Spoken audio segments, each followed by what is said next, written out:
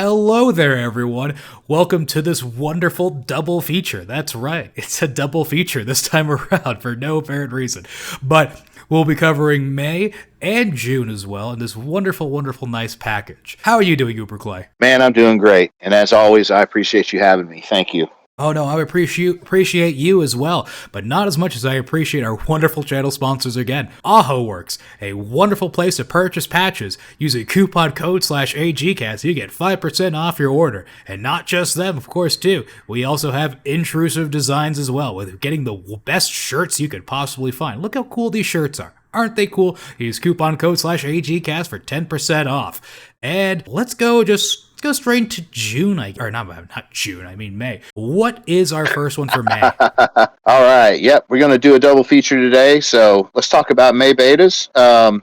The first May beta that we're going to talk about is the CoreVent that was launched by Decimal. That's the dev that is responsible for, the one and only Decimator. The CoreVent was, what it is it's a linear compensator. It's a 9mm, uses a 26.5 post as an outer sleeve. And what drove this was the VSS, a VSS Mac project by Peacekeeper. Decimal wanted an option that was non-NFA. And so, that gun is basically designed mostly around a integral suppressor. He wanted something that was non-NFA that would give him the ability to achieve the same look. It has some functionality as far as the recoil management, but it is a non-NFA device. And so you don't have to put it on the VSS Mac. You put it on anything you want, but that's what it drove it. So if you see the picture, what it is it looks like a can, but it's not. It's a linear comp, and it basically directs the gases forward as opposed to suppressing them like a normal suppressor. It doesn't have any baffles in it. Yeah, looking at this right now, I can kind of I see a little bit of. It almost kind of reminds me of the FNT, but when you look at the front view, it's very clear this isn't a suppressor. It has basically the core vents directly in the front. If I remember correctly, what linear comps basically do is you're pushing the forces, I think, back. Wait, no.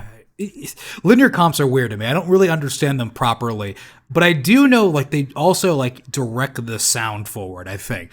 Also. Yeah, it does. It directs it. One of the benefits is that it does direct the bulk of the sound forward away from the shooter. So, you might experience. It's not quite a suppression, but it is it's a redirection where it focuses the sound in front of you as opposed to laterally. As the gun fires. Yeah, which is really nice when you're shooting outdoors and you have that wonderful, wonderful wide open nature to be there to not absorb the sound. God forbid you probably use this in an indoor range. That is going to be a fun little test and reverb. But that is, I do remember the VSS thing. I think I remember talking about that one as well of this would be nice if I could have one that also I don't have to get a tax stamp for. And I think, how big is a Mac barrel? Probably 4.5 inches or something, right? Yeah, so that's maybe 12 inches or something, I'm guessing, then you would probably want for this thing. 11.5, I guess, for that thing to be normal. So, that is going to be, that, you don't have to, I guess, obviously have it that long. Specifically if you're going to put this on, a normal, I guess, firearm. Which, I think, the one that you showed is basically, it looks like it's on his 1022, the Decimator. Yeah, actually. It is. The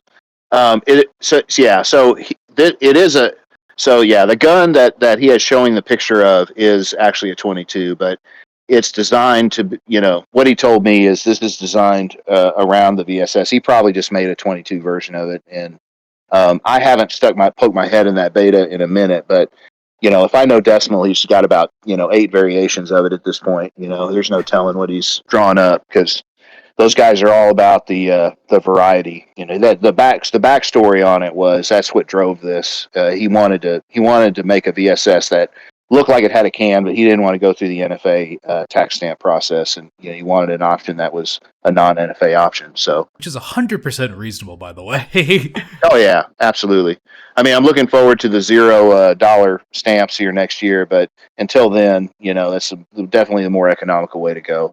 And doing it on a budget until you know what you're doing is always preferable. Well, that, and also, I guess another thing too with these flash cans are unlike a normal suppressor, you don't have to worry too much about I want to say really like explosions and stuff like that, or misaligned Yeah. baffles as much, because quite literally it's none of the pressure is really being kept in it anyway, so it's like, I wonder if Right. how necessary the aluminum sleeve is. Actually, it probably is useful for like actually directing the gases forward without like the PLA snapping, but probably really simple if anything. I'm guessing, does it use like any specific like mounting attachments, like a KAK thing, break arms thing, flash can type of thing? That is a good question. I am not 100% sure about that. I think he's got both options. I think that there's a threaded printed option, and then I want to say that they had a mount. But again, it's been a minute since I poked my head in there to see what their progress is. It's a pretty active beta, though. I mean, they've got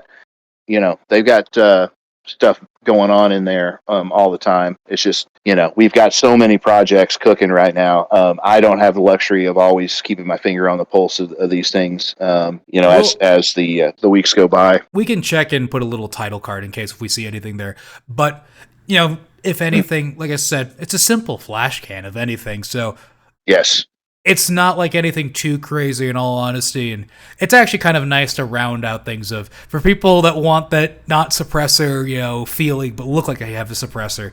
This, I would say, is at least something. It's a little more useful than some of the other ones. So, hey, it's Yep. nice. Building your own guns. That's always something I run into. Is that nothing ever has a muzzle device on it, and it's anything is preferable to the threads a lot of times. So whether you're using a Daru or whatever, or a kitty can, or a burnt bacon, or something like the CoreVent, you need something to put on the end of that barrel to kind of tie the build together. And this gives you the opportunity of something that resembles a can but isn't, and then it does have the advantage. It's got a metal sleeve. It's going to be a little bit more durable, and but yet still going to be very cost efficient. Okay, yeah, no, again, yeah, nothing's worse than having a naked thread. But True. I will say, it's simple enough. It's a flash can, really. I'm looking forward to seeing the results on this one because, again, it's a rather simple thing to do, and I feel like that's just a nice thing to throw on things. But what do we got next? So our next beta is the MillimeterMag. This is by HGreg. So this is a interesting one. Because I don't have an MP5, okay, but this is for an MP5 10 millimeter or an MP5 40 millimeter. It's a printable magazine. I guess the need here is that there isn't anything out there that exists already in these mags, because those are a little bit obscure MP5 varieties, are really expensive, and so he got tired of paying the high price tag, and sat down and designed basically an OEM-ish MP5 10 millimeter and MP5 40 millimeter magazine.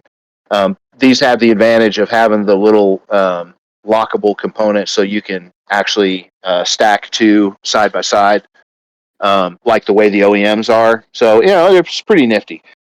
It's not a gun, but it fills a need out there. So if you're one of the guys that has an MP5 in 10 millimeter or 40 millimeter, you might be interested in this. Yeah, that is. I'm looking at it right now. It's like, yeah, this. I think I remember. Yeah, it's not. Depending on where you go, some people call it the MP40. I remember my range calls it the MP40, which is kind of confusing when you think about it. But Yeah. it is. I do remember them having like normal straight mags for this one, and just like looking at them, I see some that almost look like they have witness holes in them, but like kind of. Right. It's neat, I guess. I mean, my challenge with this is, of course, is I'm a little too much of a poor myself, and I don't have an MP4 or MP5, let alone one Right. chambered in 40 or 10. But like, I guess if you are in this nice little category, you'll probably find this rather nice, because God knows how much these mags cost. Like, Oh actually, yeah, I think he's saying they're in excess of $50. Like they could be like $75 a whack or something, which is insane. you're paying that HK price, my friend. But Yes. it's definitely one of those things where I guess for those that are in the need for it, it's probably really nice to have, if anything. I just wish I could have it. I can only imagine how a 10 millimeter MP5 must feel like. That must be a joy to shoot. I think the closest I've ever been to shooting one of those is in Ready or Not. I was going to say, like, the I would agree with that sentiment. I am intrigued by the idea of an MP5 and 10 millimeter. Like I like that. That's pretty. That's pretty intriguing. Now that's probably the most expensive gun, and to feed and or probably acquire. But I bet that's a hoot. To get out and run. But I'm with you. I just don't have the budget for that right now. Maybe someday, but not currently. Yeah, the closest I think I've ever been was my friend has a 10 millimeter high point carbine, which, like, I will say Nice. those things are rather fun to shoot, but you would of course hope that the MP5 and 10 millimeter is going to be a much more pleasant experience. Oh god, I can only Yes. imagine shooting that in full auto. That would be a true joy. But alas, that is a dream for the future me to hopefully be able to fulfill. But as of right now, this will be a fun little beta project that I am curious to see where it goes and who uses it. But I'm happy that the options are there now for the people who have it. The little mag coupler I do think is kind of a neat little trick. I think that's rather nice. I wonder what springs it uses. Maybe Glock springs, probably to make it easier or something. Maybe. I'm not sure. I want to say that he told me it uses Glock Mag springs or something, or maybe Glock Stendo springs, but I'm not 100% on that. These days, mag springs are pretty easy to come by. So I'm not entirely. I mean, I'll be honest with you. I've used all kinds of like I buy those real cheap A Glock men to 17 stent. Yeah, yeah. And, I when they're on sale, I buy like 25 of them. And sometimes I just, I'm paying a couple bucks a piece for them. And sometimes I'm just ripping the springs out and using them for something else. I mean, I do it a lot. So, those springs are a dime a dozen, for something like that. I'm sure it would work. No, yeah. I guess, I wish there was more for me to say on this one, but I mean, if you're in this category, then, like, I bet this is really happy. You're probably really excited for this. You're fascinated by it, and hopefully you're the exact person that's going to join this. But for me, I just Yes. I can't have too much else to add to that because I don't have an MP5. So Well, there's not a ton of people out there. So if you've got one of these, hit me up or hit HGreg up on Rocket Chat, and I'll get you plugged in, or he'll get you plugged in. We could definitely use some more guys that have these rigs to test this mag out. I guess with that one, then let's go on to the next one. Yeah. All right. So this is a cool one. This is the Plasticatto. This is by Clillory Hinten, and this is the same. Yeah, this is the same guy. I think he's the most. Well, I don't want to say that without being sure. I think he has an alt on X or whatever. But so, anyways, this thing is pretty cool. This is a modular competition setup for a Glock 17, a 34, or 17L. So it features an integrated comp, tungsten weights. It has an included holster and an included belt mag holder. So not only is this a frame, and it has like the I don't know if you're familiar with the ice cream sandwich, but it's an ice cream sandwich style comp on the front. Um, but it has a holster you can print and a mag holder that you can print. So you could basically have an entire printed competition setup for competition shooting. And it's wild. They really popping beta. A lot of people in there. I've seen some fire builds come out of this thing right since it launched. And it's not real. It doesn't break the bank. I mean, if you've got a Glock 17 kicking around, you can build one of these. Send for the plates and I think at this point there's a handful of people that are selling completion kits already, even though it's still in beta. So you can get your all the screws and the plates for the comp and the tungsten weights and everything. And it typically with some of the more the betas that are have a little bit more action, it doesn't take very long for people to spin up the easy button. I mean, obviously you can go buy all this. This is all laid out where you go buy it yourself while the beta's ongoing. But I'm pretty sure there's a couple people in there that are selling beta completion kits right now. So, anyways, cool gun. It's a great concept, and it is another Glock build, okay, but it's a horse of a different color, so to speak, because of the fact that it's a whole integrated setup with a holster and a mag holder and the whole nine. Yeah, I'll say this as someone who has seen their fair share of Glock builds in every single beta. This one Mm-hmm. is I don't want to say, oh, this is the greatest Glock build I've ever seen, but this is by far the most interesting one I've seen in a while, for sure. Yeah, absolutely. As someone who Absolutely. enjoys doing like IDP or USPSA, like, so you got the gas pedal, which if you've never used like a gas pedal on a handgun before, it is a really nice little, like, it's a neat little thing to have, especially just on bringing down like that muzzle rise. You get like a really good grip on the gun. It feels great. It's a nice thing to have if you've never shot it before. And then of course one of the issues comes to it of, well, now you're kind of limiting your holster compatibility with it because, you know, you're having something sticking out to the side of it. Most holsters are usually meant to be streamlined for the normal gun itself. So, like, that's something already. Plus, now you have the tungsten weight stuff, which is usually a nice thing in any competition gun, is the heavier the better. That's why, you know, a fun little trick people do is they put on flashlights despite, you know, shooting during the day. It's just, there's a nice tactical, like, you know, feeling to it, but also it's because of, like, weight. And, like, sometimes I remember, like, you're supposed to show that the light works sometimes. Like if it's a low level one, most people don't care because the fear is people don't actually put batteries in it. They just put tungsten weights instead, so it's not really a functional flashlight. And like that's a meta in of itself. You have an integrated like comp, so it's almost like one of those. Oh, good. If you ever see like the ones that like clamp on like the rail underneath, it kind of looks like that. But obviously, like this is a much more integrated setup. The whole, like, I see the Sen Cut Sen thing on the top where it's like everything else is printed on the side, like little side vents, and then you have like the vents that are going to matter with like keeping muzzle climb down, like on there with Sen Cut Sen, or, you know, probably you could just CNC this too. I feel like that can't be that hard at all for this. And, you know, you got your easier charging handle on instead of like the rear sights, because let's just be real, if this is a competition gun and you have an optic on it, you're not going to really need those rear sights. Despite, like, this isn't some, like, tactical operator, like, doomsday scenario where my red dot dies and I don't know what I'm going to do. This is a competition. You're going to swap out the batteries because you should have backup batteries. Obviously, you see some, like, you see the flared mag. Well, that's pretty nice. That's actually a nice little touch to it. The different back straps, that's kind of like one of those things. It's a little unnecessary, but for like most printed Glock frames. But if you're going to go that extra mile for customization, why not? And that's a nice thing to have. So it fits your hand even more. Could probably change a little bit of the grip angle as well with it. You got what seems to be already a really long beaver tail with now a ludicrously large beaver tail. I guess this person is just really scared of, you know, slide bites. I think part of it is just the vibe too. You know, where you know, they just it is comically large, but you know, I don't know. I appreciate the way it all kind of works because, you know, if obviously. Colors.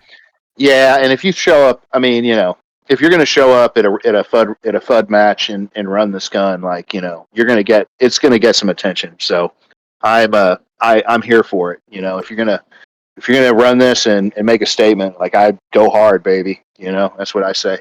You know, just like looking at the obvious things for me are like the comp built into it and the gas pedal alone. God can only imagine with the tungsten weights as well. This thing probably shoots really good, like really good. That flat as Kansas. That's right. Oh yeah, no, I 100% would love to shoot one of these. Of course, like, you know, it's just a goofy little thing.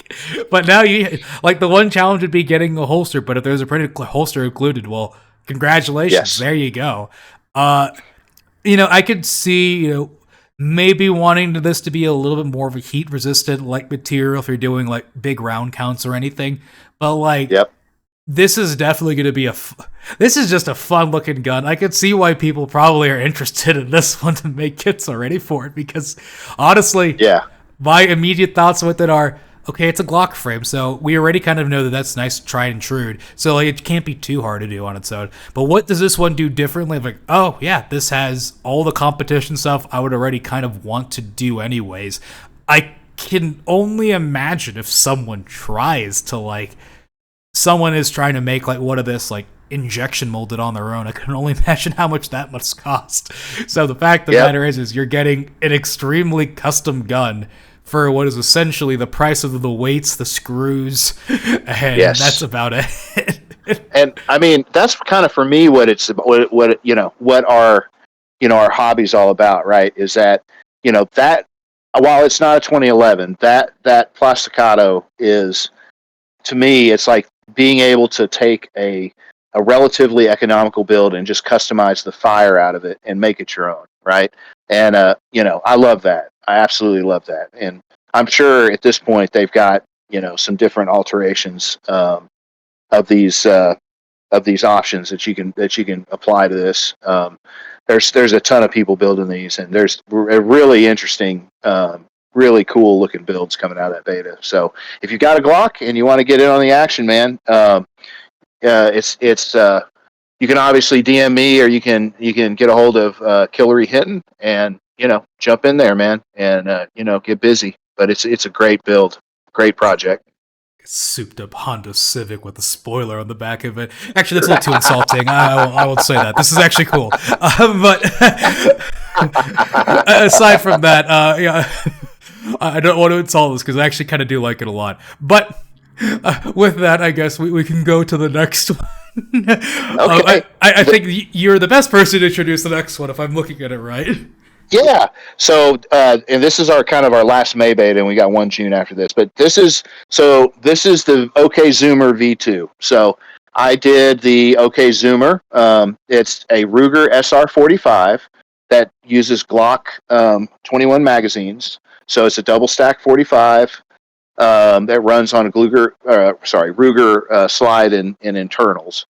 The original frame was fine, but it was not very ergonomic. So what this is I do a lot of work in collaboration with Unseen Killer. This frame originally was a Glock 21 frame, and what I did is I just used the shell and I redid all of the internals to support the Ruger SR45 mechanisms and slide and the rails and all that shit. So it is it's very ergonomic compared to the original, and runs great. In fact, I mean, we're going to talk about it again on our next episode, because this actually just released, last weekend or last Sunday. So this was a relatively short beta cycle because, it was already a pretty proven design, and it's just in a new shell. And so, we ran a relatively accelerated beta through it, put a ton of rounds through it, and then got it out there. So it's probably one of my favorite double stack, if not the absolute favorite double stack 45s. You don't have a lot of 45s out there. The other one is maybe the M&P 45, which is the more DACA. I also did that one. I've got a V2 in beta right now too, but that's not part of our discussion today. There's, most of the 45s that are out there are not, they're not double stack. This is I would say right now it's the premier, and I love Rugers too. I just throw that in there. It's the premier double stack 45 in the 3D printed world. Well, that I was gonna say it went so fast because we had one of the best developers behind it, I'm sure. But like looking at it is just like, yeah, it. I remember the original OK Zoomer, and it's nice to see a little update, like the stipples on it, and nice. Some you could see some geometry changes, which are a little bit clear. I'm sure you could probably talk my ear off and keep this going on for a full hour if I let you go through every little design iteration change and everything on it. But I guess the original was people describe the original as like holding a burrito or like holding a 2x4 or something like that, right? Like it was square, and it was very there wasn't a lot of form to it, and part of that is too, the original one of these. I mean, I did the original 2 years ago, and so I've learned a lot and have grown a lot in the space, since that time. And this is a reflection of that. And so I got to give a big shout out to the people that are willing to take time and help me, or help me become a better developer, help me learn CAD. One of those is Unseen Killer, and I'll do a plug for Gun Academy on Fridays, most Fridays over Discord. If you're familiar with my X account, I usually post a link on Fridays that you can jump in there. But that's important. Part of the process is to learn CAD and to learn how to kind of level up your skills. And we all got to start somewhere. And so you look at a lot of my early designs. It's the struggle bus as far as like ergonomics are concerned, and the one way to get better at that is just keep working and keep developing that skill set. So if anything, this is a reflection of that. And I've got some. I'm going to go back and a lot of my older work. I've got plans for doing a V2 and to try to, what I want to do and what I've always wanted to do. And I think we, as a group, we do this very well at this point. I want 3D printed frames that are every bit as good as an OEM, and in some cases better. And I think that there's several. I could give you several examples of that. And so this, in my opinion, is a better frame than the OEM. The OEM SR45 took a 10-round magazine. Bill Ruger was kind of shitty when it came to high capacity magazines. He didn't like them.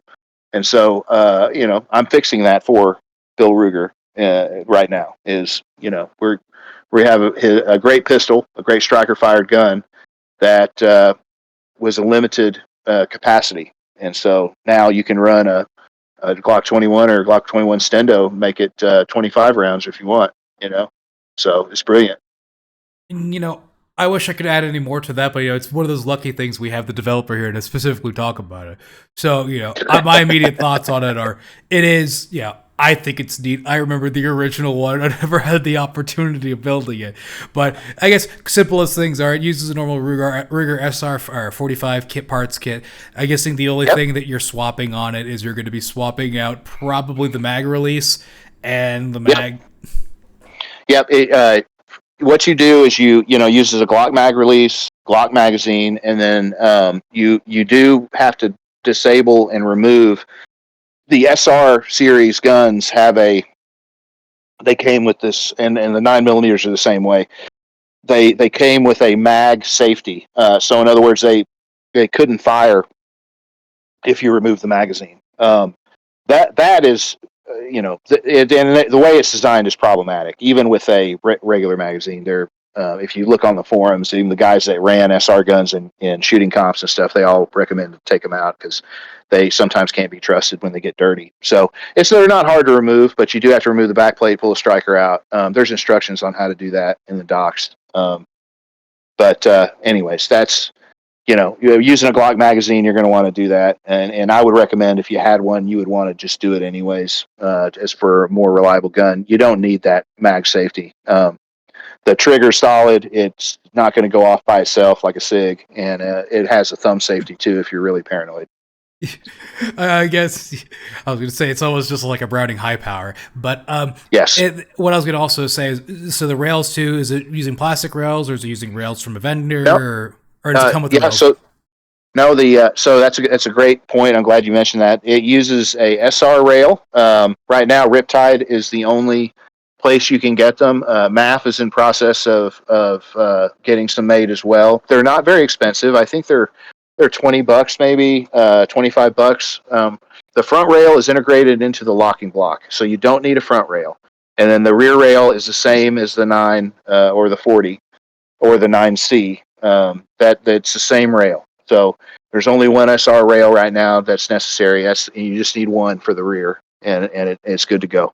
And smooth transition. All right, so I guess we'll probably now go to June's beta for now, which is a rather simple one. Do you want to go introduce it for us? Sure. We just got one for June, hence our little double feature here. This is the Arisaka Shingen. I don't know if I'm saying that correctly, but it's basically, and it's by NotThatTimmyHicks, who is pretty much the king of doing the video game guns. This is an amazing reproduction. This is an AR9, but it is in a skin that is ripped from Cyberpunk 2077 of the Arisaka Shingen weapon out of the video game. So. It's completely amazing. You should have a picture of it there that you can kind of show the guys. But that's an AR9. It's got so that's a brace. Again, be careful. I'm not going to make any claims that if challenged, I'm not a lawyer, and I've heard some disturbing things in the past year about what different people, uh, you know, recognize as braces and not braces. So we did win the brace rule recently. That's great, but that doesn't mean that everything you call a brace is something that Mr. ATF is going to call a brace. So, you may not agree. And if that's the case, then, you're going to have to deal with that. So just because it's got a fucking belt on it doesn't mean it's a brace. So I'll just leave Hey it at that. now, I'll just say, wait a second. There's a little Velcro thing on there, and it's I not know. attached I to the know. grip, so it's I know. like it's just a little flap, so you get I know. better leverage Hey, on there. hey. May the odds ever be in your favor. I'll just put it that way. So, make your own decisions, but that this once the tax stamps are at zero, if I was going to build this gun, I would go ahead and making an SBR just to be on the safe side. But I'll, that is supposed to be a brace. It is supposed to be a pistol brace, but I don't know. Yeah, I'm not the authority on whether it's compliant or not. Well, I will say the one thing going forward is if you look at it closely and you just take a couple seconds to think about it, that would be an Mm-hmm. atrocious stock, nonetheless. If it is, Yes, it that, would. It that would. would be like you might as well just have a buffer tube there. But I Yes. digress. No, what did you call it again? Though, yeah, what was it? Did you say Arisaka or It's Arisaka Yeah, Shingen. Yeah, Arisaka Shingen is the name of the project there, and so Japanese, not me. I don't know. That probably is. That's probably I'm butchering the pronunciation there. I have no idea how it's supposed to be pronounced. Arisaka, like the gun from World War II, and then Shingen is just Shingen for right now. But no, yeah. I was gonna say it was just like my immediate thought looking at. Well, first it was your butchering of the pronunciation, which I'll hold my weeb rage for a little bit. Yeah, please. That being said, though, I know exactly the gun that this is like based off of. And like, oh Yeah. my goodness! All right, like that is It's sexy. It's like, sexy, right? if I remember correctly, like this might be one of the ones that's like a smart gun, which has like the auto locking bolts. So like the not red dot that should be a red dot that just appears to be a cool little like carry handle that's not gonna work for almost anything. Like it definitely looks nice. Makes this more of a fun little prop, if anything, I would say. But there are some things that I immediately noticed, though, of like that side charging handle on an AR9 that I want you to probably, bring up a little bit more about because I'm curious on how that works. But go ahead. Do you want to explain how that side charger handle works? Well, I'll be honest with you. I imagine that it's. I don't know. I mean, I think that he's obviously got it, making contact with something, but I'm not super familiar with the other than I know what it is and I know what he's trying to do here. He's got quite a bit of stuff. This has got a little bit of participation in it as well. So they've been making good progress on this beta for as new as it is. I think that. He's done. This is the same guy that did the guillotine out of the Recession Ruger platform. So he's very good at. I've seen the CAD on this. I could probably pull it up. He's very talented. So I think that this is probably the side charging handle's got to be. I don't know how it interfaces with the bolt because I can't imagine it interfaces with the charging handle to pull the bolt back. It's got to be interfacing with the bolt directly. Is what I would venture to say. Yeah, I'm guessing it's not reciprocating. And like Right. what my immediate thoughts are also that is a very odd mag release system that I think is directly in front of the trigger, which is Yep. like if I remember not that Timmy Hicks a little bit, I also kind of remember he doesn't like using as much gun parts as much. Or so like, is this like a different like custom magazine also? That's a good question. It looks like it's using a printed. If it's not a printed mag, it's at least a sleeve, but it looks like it's probably a printed mag. That is a good question. Because it looks like it interfaces directly to the front of the gun, which is in that case, then it's not a Glock mag release because I don't think Glock mag releases have to be in the very front, so it must be interfacing somewhere on the back because Right. unless that's just a sleeve that you could shove a Glock mag in, which would be rather interesting for sure. But I think that's just a full printed mag, which this is. I mean, for looking like the gun from the game, this is damn near perfect.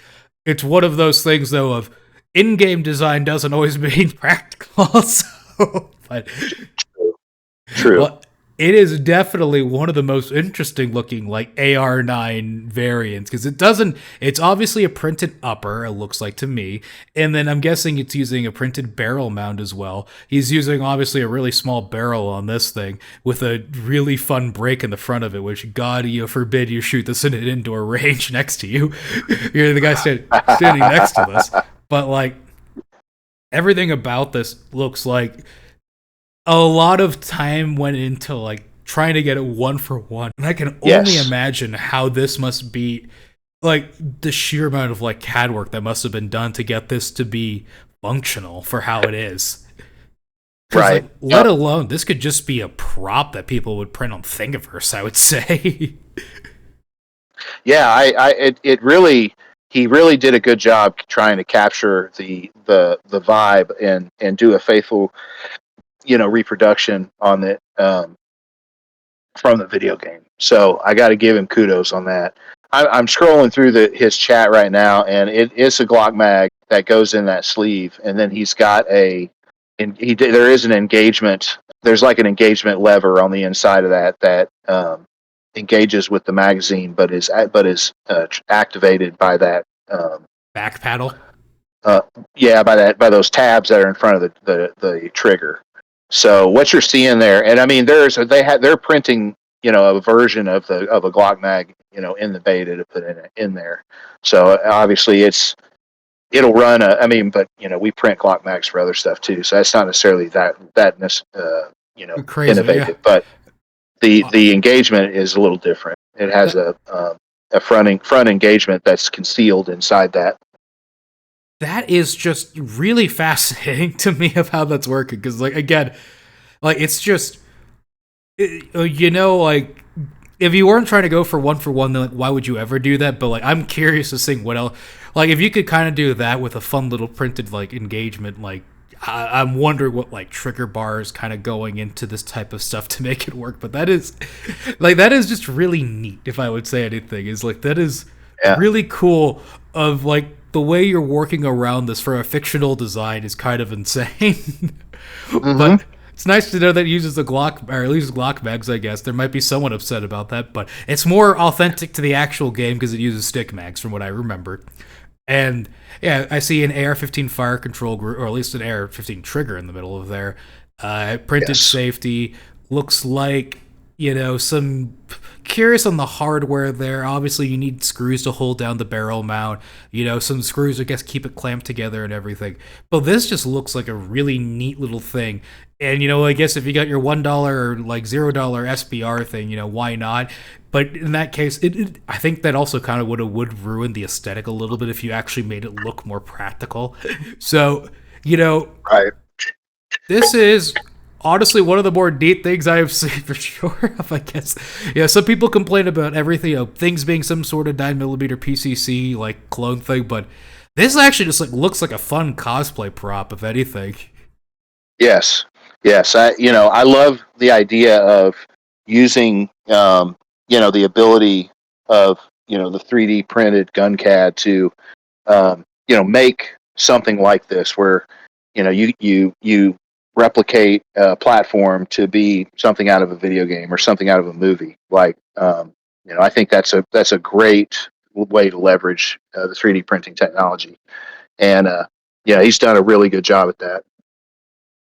And I guess this one's gonna be a fun one just to see if anything. I just wonder if he will like release it like with a completely like printed barrel and everything. Just might as well if you want to just have the fun cosplay prop of anything. Really, places that you usually have to like protect. Yeah, like a non-functional one. Yeah, like, I mean, I you wouldn't could be do that. surprised. I wouldn't be surprised if like just non-gun people are interested on this one for like it being really close, if not almost like 1-to-1 for the I, actual game. yeah, I've talked to some people that are into doing, non-functional prop guns like out of Destiny and stuff. They bring them to those, Cosplay those big cons or Yeah, yeah, yeah, and that's a big time thing, man. I'm not really into that much, but it when I kind of stumbled upon it and I was talking to people about it, like it gets pretty they people get go into it, crazy. man. People do go Yeah, into it a lot. I But mean they spend more money on those props than you would on a real gun. oh no, that's you why know, 3D printing is a whole meta in of itself for like that. Besides like actually making real guns, a lot of cosplayers will use 3D printers for a lot of things. And yeah, those people are pretty good at CAD work because like they'll just have to like yeah, design things from like drawings or like in-game files. But aside from yeah, that, this is going to be a really interesting beta. I'm curious of seeing where this one goes. And again, yeah, not that Timmy Hicks is a developer; it's been around for a while, so it's in good hands with him. But absolutely, I guess we can move on to our releases. So I guess we could start yeah, with June or May's, of yep. course. Yep. We got 4 releases in May. We got some really, really exciting ones to talk about. The first one is the Dissent by Mprtech.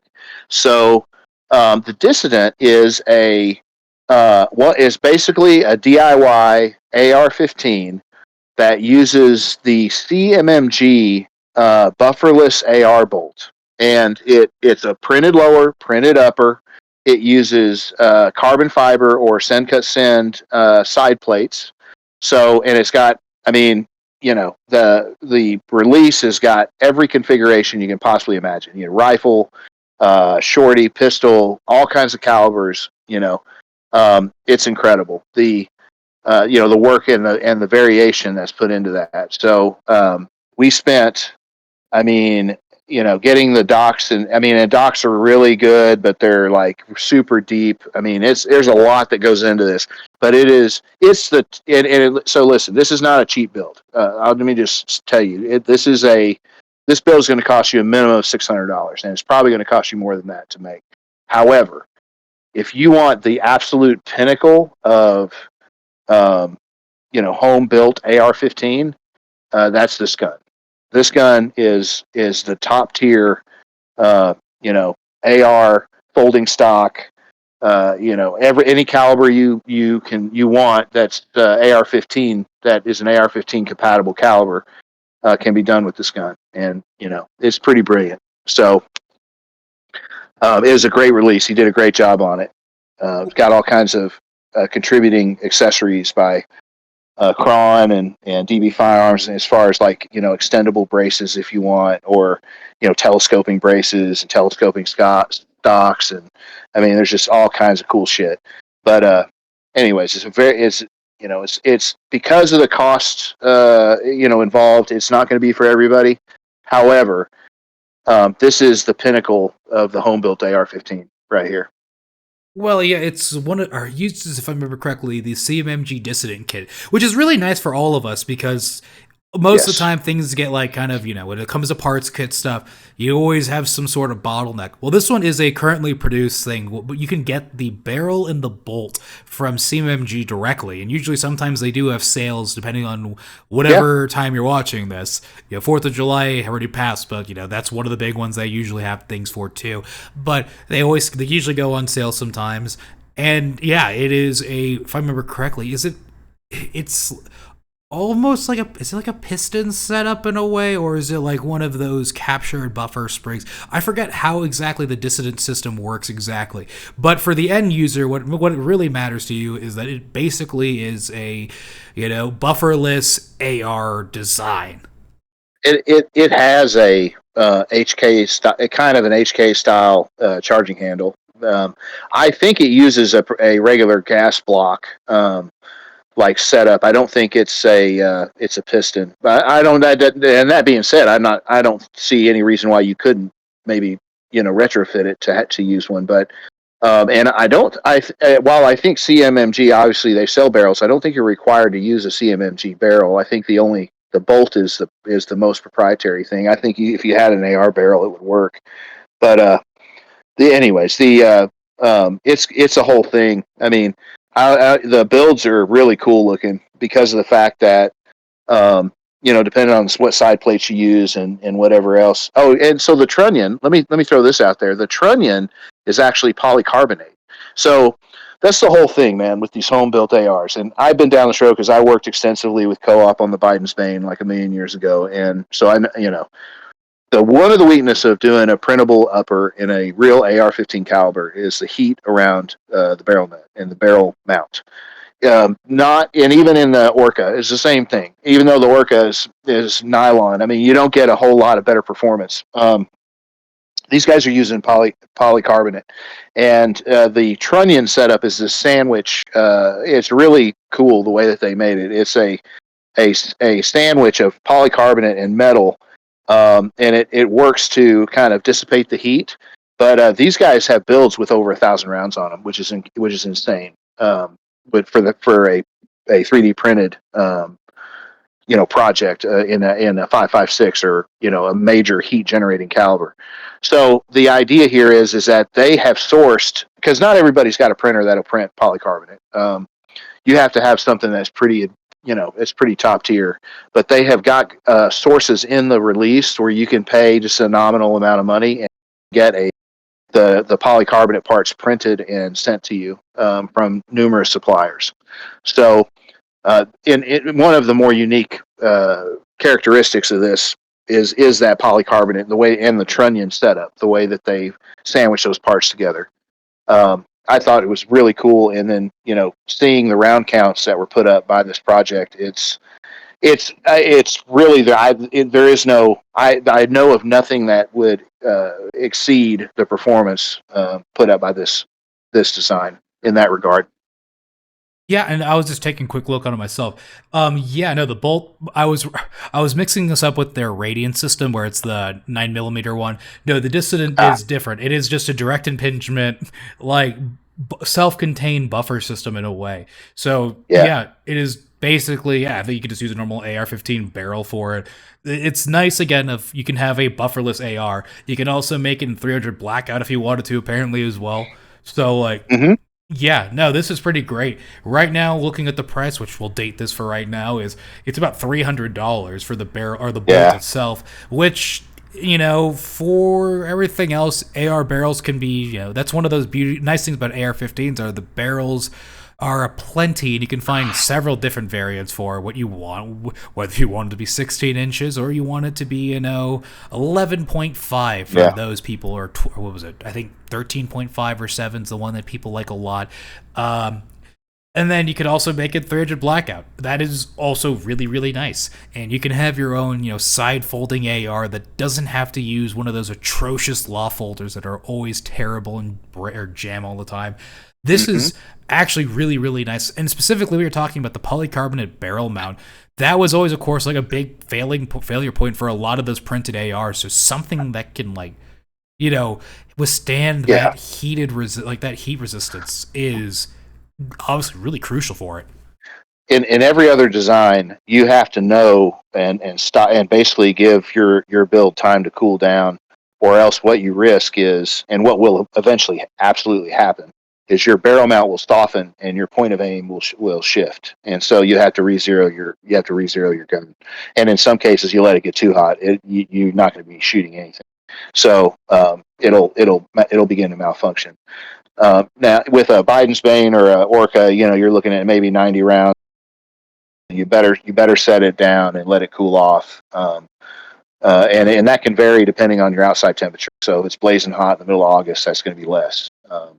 So this, I really appreciated the innovation that they showed in the engineering of that trunnion. I think it's one of the cooler things that I've seen in the AR platform for a DIY. It definitely is really nice. And I would say if you are in the looks for something that's unique, something that's not a normal AR-15, you want to be that special guy that goes to the range with something unique that people will turn people's heads. This is definitely it. And if you got an extra barrel laying around, some parts and stuff, why not just throw one of these bolts in there, and congratulations, now you have your own DIY bufferless design. Yeah, it's not cheap, but it is, in my opinion, this is the top tier AR build. that's out there. Definitely, I would agree with you on that. But I guess let's look at the next release. Yeah, the next release is by Remnants. It's the Mac Super Safety System. Um, this is super cool because it's like basically a Mac Daddy, and I want to say there's a DB Alloy setup too, but it uses the Super Safety, and it utilizes a really thin metal trip bar that you can get Send Cut Send to make you, and then they have a printed jig that helps you curl the end of it up so that it functions properly. There's lots of technical information in there too about how to do that and be successful with it, as well as a whole dev section. So if you want to take this principle and adapt it to another Mac build, like a mac and cheese or something, or maybe some other kind of Mac build, there's the information is in there to do that. But I've seen many videos of it, and it's really cool. I mean, it's basically super safety, makes your Mac Daddy or your DB Alloy super safety compatible. It's very cool. And Eats ammo. And that's one of those things where it's like, I feel like everyone is always looking for super safety stuff. You got people like, who is it? What is it, like CU, the fun guy who does all the HK stuff for like those type of like fun MP5 super safety stuff, and also for other series.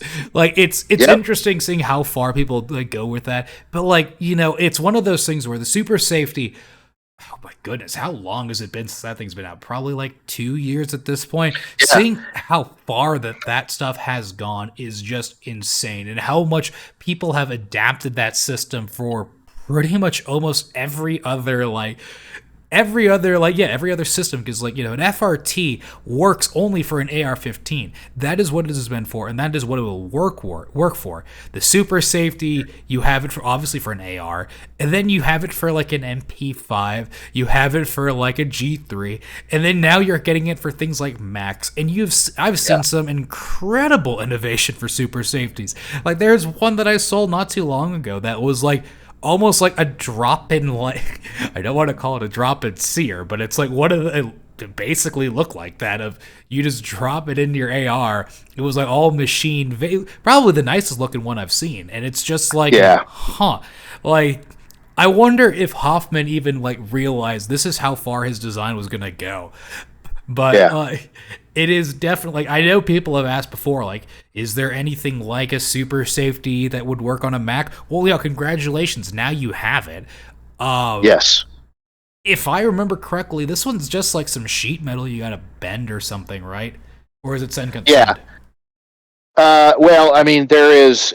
I mean, you could. There's information in there to make your own. The problem, it's not even a problem, but what you have to do, it really has to be super thin. Okay, so when you get it made from Send Cut Send, I believe the deal is that it's you get it made out of titanium and it's flat, and you have to reduce the thickness of it by 1 millimeter. So what I remember is you put it in a jig that you print, and then you sand or file the top of it, and you don't have to do it a bunch, but you have to do it. You have to reduce the thickness by like 1 millimeter in order for it, because what it does is it fits and slides back and forth under the upper, in between the upper and the lower. So you basically put it in, and then you put the upper on top of it. And I think there's a trip arm.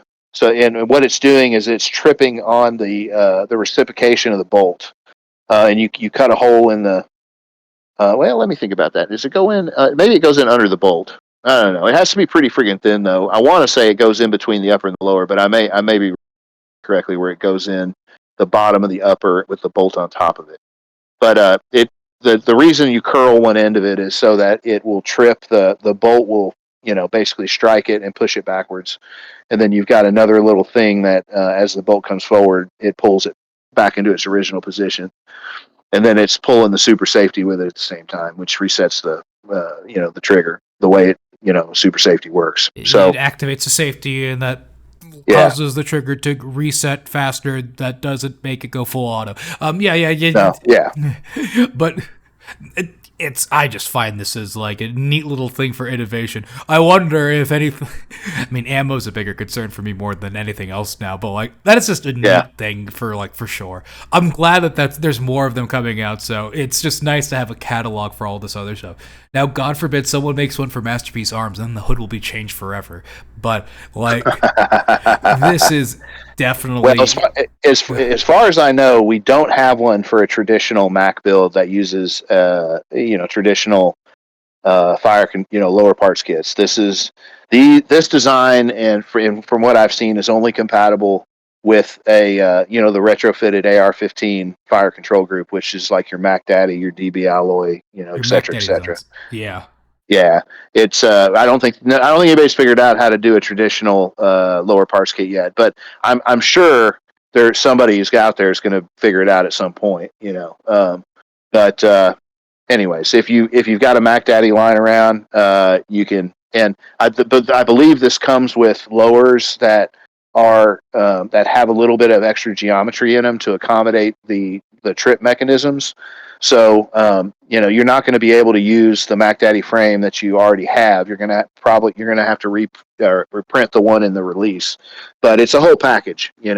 Everything's there. To print it, build it, and make it happen. So it's remarkable. There's a bunch of videos that I posted when this thing dropped, and yeah, it's very, very cool. All right. Well, I guess that's neat and everything. Let's go on to the next one. Yep. Okay. This is a cool release. This was the Triton 9, and that was by DB Firearms and in coordination or collaboration with Riptide Rails. The Triton 9 is basically a bufferless, FGC 9. It's a heavy remix FGC 9, but it's like it's intended to be for the guys that don't want to make their own bolt and that don't want to, that want an FGC 9 that's nice, but don't want to necessarily do all the DIY work. And so Riptide sells this proprietary bolt. It's basically similar to like an AR-18 or something where it has the two rods and the recoil spring, so you don't need the buffer. They've got some really cool features on this design with the way the clamshell opens up. It has a front pivot pin and then the back latches with like a spring-loaded latch, so it's easy to pop open and maintain or whatever. Um, and it's got some, it's obviously DB makes good, he's got some pretty good designs, so the aesthetics are on point with it. But if you're looking to do, and it's not the cheapest FGC9 you're going to make either. I mean, it's a little bit of cost involved to it, but for the most part, it's not bad. And if you want a Gucci FGC9 that you don't have to do all the DIY stuff to, this is your build right here. Yeah, the way I would describe it is the Nutty 9, I think, is the best FGC 9 that you can build for, like, simplicity wise. This is probably the best FGC 9 you can buy, if anything, because it's bufferless. It has a built-in extractor ejector combo, which is honestly a very, very nice feature. One of the nicer things too is, again, that whole pivot pin, where if you have any malfunctions or anything, you can just break it open without having to get a screwdriver and Allen wrench and just try to make sure you got to unscrew everything real quick. You could kind of field strip it real quick and also check the barrel and bolt there without having to carry a screwdriver with you, which is a really nice little quality of life feature on there too. Got that. You don't need the buffer tube system, which is, one of the things about the buffer tube on the FGC9 is it's not a traditional AR buffer tube, so you'd have to either print something or not because it's way thicker, and you don't have to do one of those funny aluminum attachment things that some people were making. I think Riptide was one of them, but it's definitely It's kind of interesting as, the FGC9 is sort of the whole pinnacle of DIY type of thing. That was its big thing that the FGC9 did, was be a fully DIY, PCC, whatever you want to call it, that you can build anywhere you want. And it's interesting seeing how far it's come now, where you have things like this where it's becoming more, it's almost like becoming a true platform in a way, where it's this, you could throw this bolt in a normal one, I guess, too. You wonder what you do with the buffer tube really at that point, but like, it is neat for sure. Of this is a nice thing. DB really did a cool thing with it too, because he had his cool little aesthetic touch to it as well. I really like the little. I like his like anti-trigger walk pin stuff that he always has on them. I think those are always really neat. And like, Yes. it's just, it is by far one of the nicest looking FGC nines. I mean, good. I wonder if you even have the step files if you wanted to try to make the bolt yourself. But like, it is. I wouldn't call this one DIYable for sure, but like Right. this is definitely like, it's just a cool looking gun for sure. So yeah, from what I understand, and this might be controversial for some people, but I don't. I think that the bolt for right now is not in the release. I think that in time, it'll be available for people to make, but it's one of these to where I think Riptide was, he wanted to keep it proprietary. Where you have to get it from him. I don't know. As far as the when that will change, but I believe that's where it is right now. And I don't think the bolts are terribly expensive, but um, what are they? Maybe they're probably $150 or something. I don't know, maybe $100. I mean, and it's all for like. I mean, again, he's the one that designed it himself. It's honestly like, yeah, I got no gripes Yeah, with it either. It's just one of those things where it's like, I'm just so interested seeing how far that design has come. Of like, it's still even being talked about to this day. From how many absolutely. years? God, to think it's been almost like 4 years since that thing released. Right? It's kind of insane Yeah, to think about. I mean it. It's had a. I just say it's had a huge impact is an understatement. It's And uh, it's one of the most remixed and one of the most built guns in the DIY space the world over. for So sure. I would say, carrying over to that one too. Nice little fun segues. You want to do the last one? yeah, yeah. So and we have some releases for June, but this is the last May release. Um, is the CM1 fire control group, and you're right. This pairs very well with it because it was basically Ivan's. It's the cherry on top of the FGC9 conceptually. The CM1 fire control group is a completely DIY AR fire control group that uses no real AR fire control group parts. So there's a printed trigger, printed hammer, springs, whatever. Everything's DIY. Everything's sourced from the hardware store, and so it gives you the ability, if you're somewhere that those parts are hard to get, for whatever reason, you can make them yourself with nuts, bolts, screws, and some printed plastic, and some wire.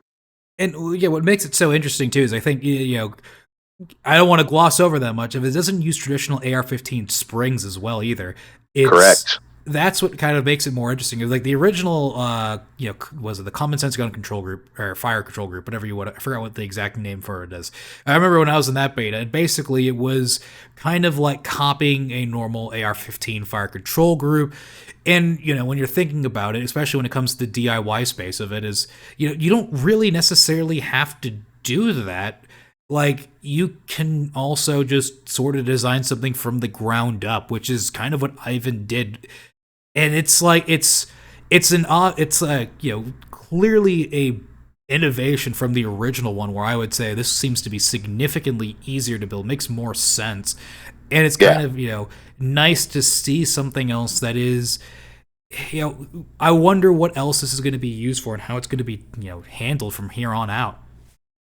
Yes. There's a lot of innovation in the design, and it definitely departs from what you picture in your mind as a typical AR-15 fire control group. It uses coil springs, for the hammer spring, and it's the way it uses a screw with bolts, for the hammer strike face. So it's it's a giant leap forward in the ability to make an AR-15 fire control group without having to rely on something that's already that's being currently supplied as a quote unquote gun part. you know. And I'm just, yeah, again, being someone that was in the original beta, it was just one of those things where I'm like, it's just so nice to see where it's come from here. And like, this is by far probably one of the biggest, I think, honestly, when we're talking about like biggest releases probably of this year, this is probably definitely going to be one of them. Of the implications of Yes, this one is huge. And I can see this one going significantly further and being used for things probably for years to come. yes, yeah. What's cool is, through the 3D space. There's a lot of builds that rely, and even with like stuff like the Nautilus or the Recession Ruger, where you might have a hammer fired slide set up somewhere, but it's retrofitted in a 3D printed frame, but needs a AR fire control group to really work well. This gives you the ability to have that with if those parts are unavailable to you, you can create them just out of regular hardware store parts. So the primary application I would say would be something like the FGC9 or something like that, but I think it transcends into being able to use some surplus parts around, or some of the other builds that rely heavily on like a Mac Daddy or something that rely on that. If you have some of the parts, but some of the other ones aren't available to you, that it makes sense. And it's just kind of cool to see what people are doing innovation wise. Let that be some motivation for you guys to think outside the box, and how you address and tackle some of the problems. If you can't, if the parts are no longer made, or you can't seem to find them where you're at, so there's always another way. You just have to be creative enough to dream it up. That's a good example of that. Oh yeah, and to be honest, yeah, I can't really. I don't know what else to say besides. Yeah, no, this is by far probably definitely one of the biggest releases of the year for sure.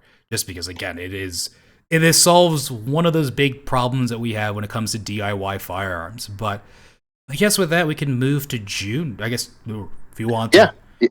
Yeah, we smooth transition to June's releases. Yes, June's releases. Okay, are you rolling again? Yeah, we're good. Okay, all right. So we have 3 releases to talk about for June. The first one we'll talk about is the UBAR 3 UBAR X. So this is another banger from Ivan. This is the latest iteration of the UBAR. It's just pretty cool because it supports some additional configurations, and it's very sexy. I built one. I have one here next to me right now. So, anyways, the U-bar is infamous for using the U-bolt shackle over the buffer tube. That's kind of where it gets its name from. And this the U-bar 3 and the U-bar X, it's got some additional ergonomics. There's some integrated grips, and it now supports carbine and full length rifle tubes. So it pretty much it'll handle anything you throw at it, AR-15 wise. Very durable, very proven, and it's probably one of my, if not the favorite, AR-15 lower that's out there. I've got a pile of them, and I recommend them to everyone. The picture that I have there is, you can see one of those has got the integrated grip, Yeah, so it's pretty cool. I mean, yeah, luckily for us, the U bars are rather. I feel like it's a known design now at this point. This is one of the more popular AR designs out there. Um, I still like my Yep. Firebolt, but this is definitely one of those ones where less screws, I guess. People like that for some reason. I like my Lego IKEA game. But that being said, though, is one of the. I mean, this has been a problem for a lot of AR grips, or a lot of these printed lowers, is that the grip is usually the part where it's actually going to break. It's not anything really. It's never like the buffer tube seems to usually hold up pretty darn well. Same thing now with the front takedown pins. So however you reinforce it, sort of the big thing. And what the U-bolt did, of course, or the U-bar does, was those special eye bolts that really help a lot with the front takedown pin. Uh-huh. So takedown pins aren't going to break. The only thing really left is kind of that grip area, which an integrated grip kind of is what solves that problem to that extent too. Yes. Yeah, and so this is kind of the latest, most advanced version of the U bar, and it's killer. So I I really was impressed with the one I built. The fit is impeccable. So I mean, it's got I don't know if you recall, but the original so one of the things in the original U bar is the slide catch pin was easy to put in, but it was hard, if not impossible, to take out without destroying the lower, because you didn't have a way to put a punch in and drive it out. So that's one of the and there's a lot of little quality of life things like that, but that's one of the features now, is that you can put in the slide release pin, and there's a way to put a punch in on the other side to take it out if you have to replace it or something like that. So. No, yeah, I was looking at it. I'm looking at both of them, and what I find interesting is like, yeah, it just looks like the geometry's gotten a little bit nicer to some extent too. Feels like there's a little bit less Mhm. flat things as well. Yeah, I mean, honestly, what else can we really say besides it's a U bar? Really, it's a nicer updated U bar, which is always nice to Yep. have, right? Yep. Absolutely. I will add one Yep. little funny thing too. Was this is clearly an Ivan picture for sure, because I see the buckshot sitting on the side as Ivan has, really let his FUD out the more comfortable he's gotten in Uh, the years. yeah. He's letting everyone know his love for shotguns by putting 12 Yeah. gauge rounds next to AR-15s. Yeah. The scatter gun has really captured his imagination, and it's been interesting to watch. I'm here for it.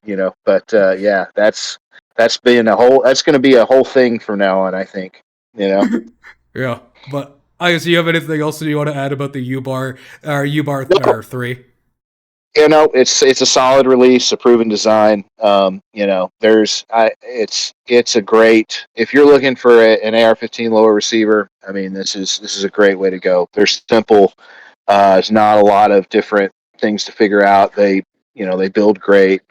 And they last forever. I mean, um, I have several behind me that are years, and just 1,000 rounds through them or something, and they they'll never quit. So it's a great choice for a lower receiver.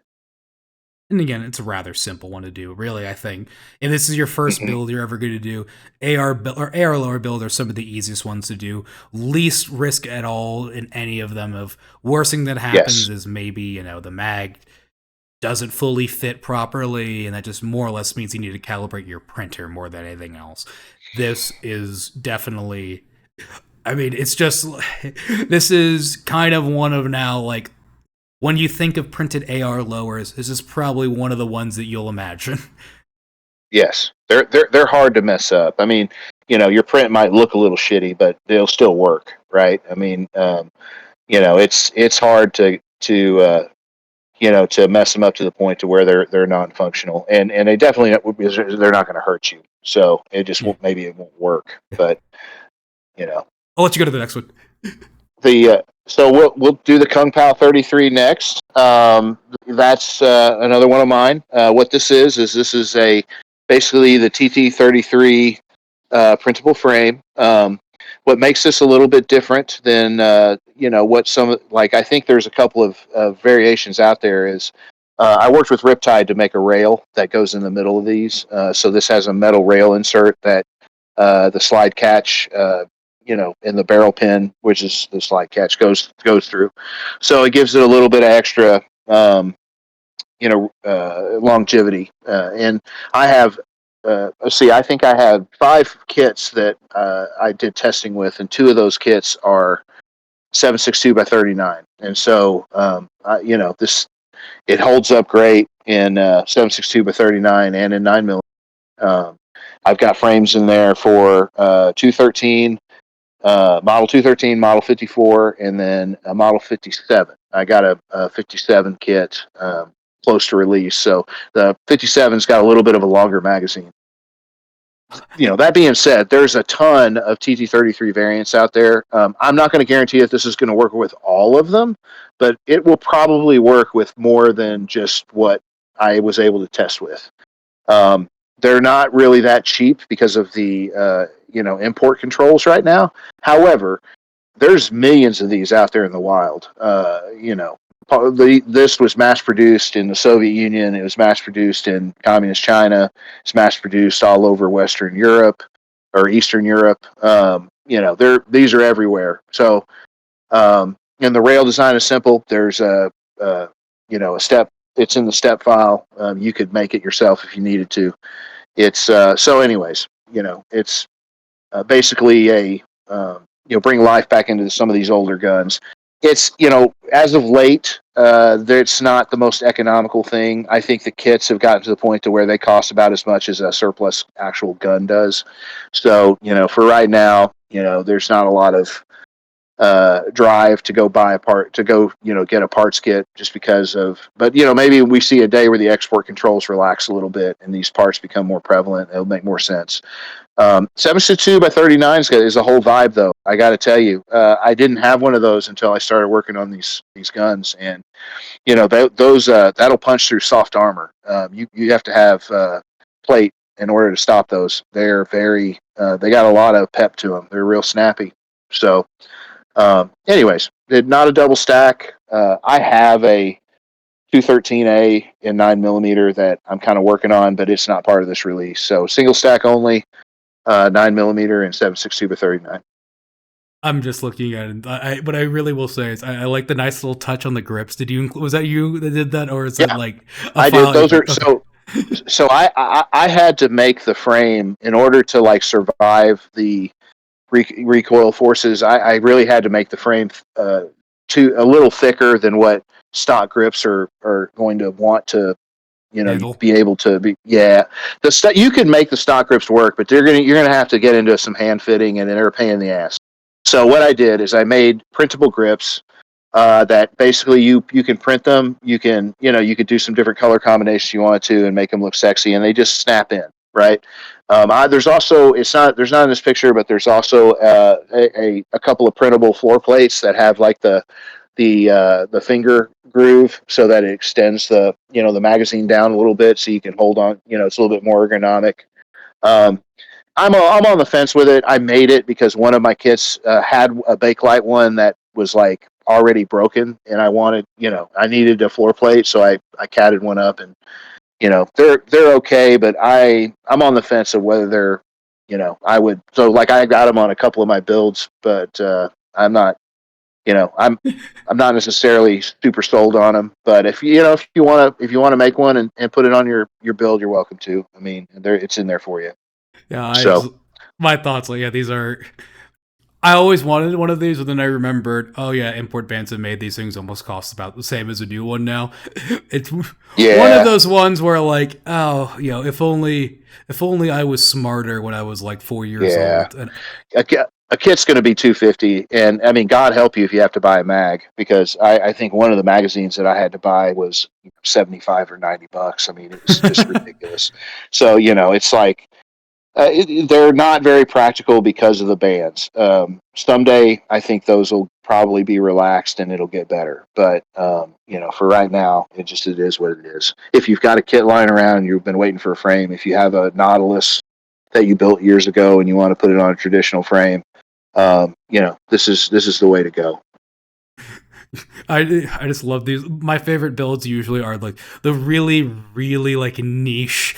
Like I had an extra parts kit laying around, so you know what, I'm gonna do what I can with it type of thing. So I'm glad to see that you've managed to make a Tokarev kit. Yeah, I mean they're fun. They're not the most practical, and it's not like we got so many things in our space these days that are just much more prevalent. But I helped a guy work on a frame, and then Wonder 9 had one that he was working on, and so I took my work and his work and basically combined it. Riptide helped me make a rail.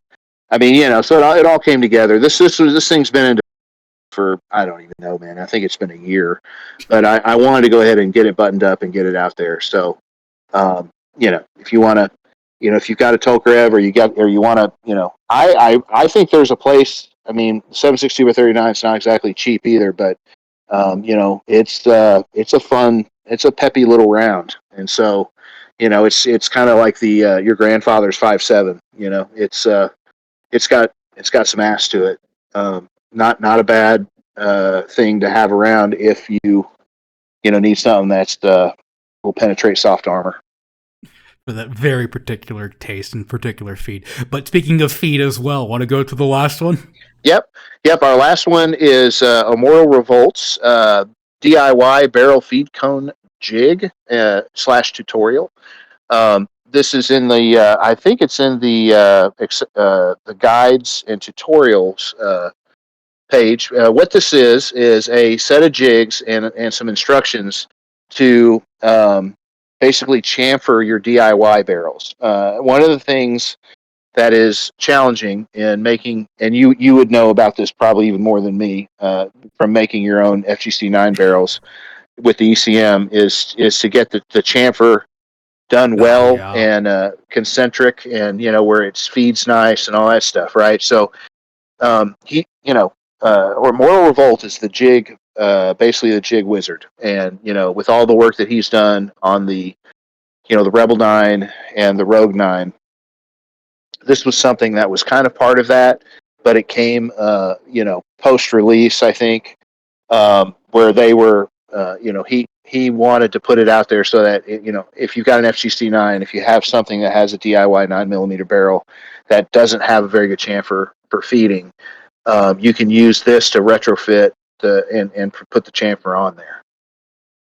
And that's one of those things where when it comes to like DIY barrel, especially like an FGC9, it's a finicky little thing. It's a finicky game of cat and mouse. They're trying to see what's the most important parts of it. I remember for a big thing that helped, even with like feeding and extraction, was just polishing it. I'm assuming this would help so much more, specifically just for like feeding as well. Because the issue with DIY stuff is that it's always as good as you can make it yourself. So stuff like this is only going to help with reliability even more. Yes, absolutely. It's a nice touch. I mean, if you've got a build and this isn't a bad thing to do, just to kind of give it a little bit more quality of life. So, and if you've got something that you have, especially if you have a problem with jams, I would recommend doing this to try to alleviate some of that. Anyways, that is our last release, for the month and for the show. Well, again, yeah, this is going to be a fun one to sit in the editing closet for this one, but oh boy. I'm glad we could get it done. Sometimes, not every month is full, but sometimes it's good to have a full video, full, hour long for those who are going on a long road trip or everything. Well, hopefully they'll enjoy this one for sure. I know I will editing this. But I can't thank you Nice. enough for stopping by and helping us out and, keeping us up to date with everything. And, Yeah. can't wait to do this next month too. Yeah, absolutely, man. As always, it's a pleasure to be here, and I appreciate the opportunity to do this. And you guys, hit me up out there on Rocket Chat. If you want to get in on any of these betas, and we just gonna keep spreading the signal. All right, and with that, I'll see you guys next time.